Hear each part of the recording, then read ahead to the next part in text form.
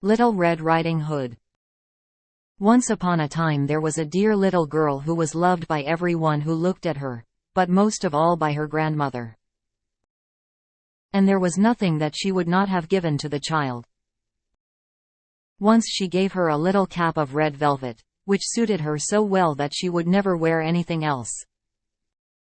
So she was always called Little Red Riding Hood. One day her mother said to her, "Come, Little Red Riding Hood, here is a piece of cake and a bottle of wine. Take them to your grandmother, she is ill and weak, and they will do her good. Set out before it gets hot, and when you are going, walk nicely and quietly and do not run off the path, or you may fall and break the bottle, and then your grandmother will get nothing. And when you go into her room, don't forget to say, 'Good morning,' and don't peep into every corner before you do it." "I will take great care," said Little Red Riding Hood to her mother, and gave her hand on it. The grandmother lived out in the wood, half a league from the village, and just as Little Red Riding Hood entered the wood, a wolf met her. Little Red Riding Hood did not know what a wicked creature he was, and was not at all afraid of him. "Good day, Little Red Riding Hood," said he. "Thank you kindly, wolf." "Whither away so early, Little Red Riding Hood?" "To my grandmother's." "What have you got in your apron?" "Cake and wine. Yesterday was baking day, so poor sick grandmother is to have something good to make her stronger." "Where does your grandmother live, Little Red Riding Hood?" "A good quarter of a league farther on in the wood. Her house stands under the 3 large oak trees, the nut trees are just below." "You surely must know it," replied Little Red Riding Hood. The wolf thought to himself, "What a tender young creature! What a nice plump mouthful, she will be better to eat than the old woman. I must act craftily, so as to catch both." So he walked for a short time by the side of Little Red Riding Hood, and then he said, "See, Little Red Riding Hood, how pretty the flowers are about here. Why do you not look round? I believe too that you do not hear how sweetly the little birds are singing. You walk gravely along as if you were going to school, while everything else out here in the wood is merry." Little Red Riding Hood raised her eyes, and when she saw the sunbeams dancing here and there through the trees, and pretty flowers growing everywhere, she thought, "Suppose I take grandmother a fresh nosegay? That would please her too. It is so early in the day that I shall still get there in good time." And so she ran from the path into the wood to look for flowers. And whenever she had picked one, she fancied that she saw a still prettier one farther on, and ran after it, and so got deeper and deeper into the wood. Meanwhile the wolf ran straight to the grandmother's house and knocked at the door. "Who is there?" "Little Red Riding Hood," replied the wolf. "She is bringing cake and wine. Open the door." "Lift the latch," called out the grandmother. "I am too weak, and cannot get up." The wolf lifted the latch, the door sprang open, and without saying a word he went straight to the grandmother's bed, and devoured her.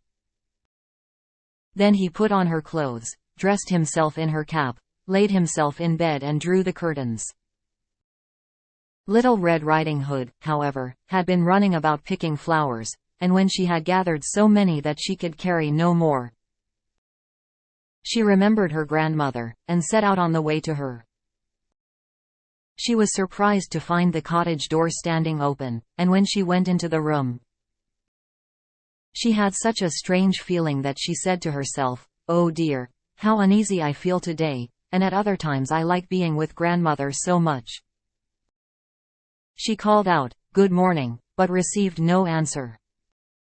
So she went to the bed and drew back the curtains. There lay her grandmother with her cap pulled far over her face, and looking very strange.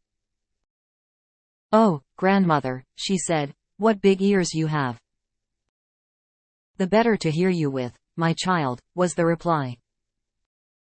"But, grandmother, what big eyes you have," she said. "The better to see you with, my dear." "But, grandmother, what large hands you have." "The better to hug you with." "Oh, but grandmother, what a terrible big mouth you have." "The better to eat you with." And scarcely had the wolf said this, than with one bound he was out of bed and swallowed up Little Red Riding Hood. When the wolf had appeased his appetite, he lay down again in the bed, fell asleep and began to snore very loud. The huntsman was just passing the house, and thought to himself, "How the old woman is snoring. I must just see if she wants anything." So he went into the room, and when he came to the bed, he saw that the wolf was lying in it. "Do I find you here, you old sinner?" said he. "I have long sought you." Then just as he was going to fire at him, it occurred to him that the wolf might have devoured the grandmother, and that she might still be saved. So he did not fire, but took a pair of scissors, and began to cut open the stomach of the sleeping wolf. When he had made 2 snips, he saw the Little Red Riding Hood shining. And then he made 2 snips more, and the little girl sprang out, crying, "Ah, how frightened I have been!" How dark it was inside the wolf.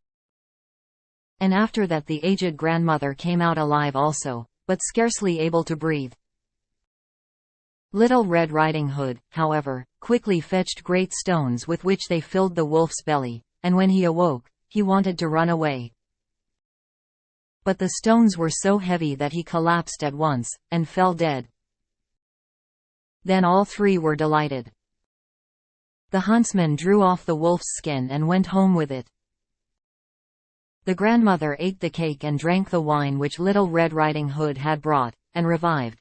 But Little Red Riding Hood thought to herself, "As long as I live, I will never by myself leave the path, to run into the wood, when my mother has forbidden me to do so."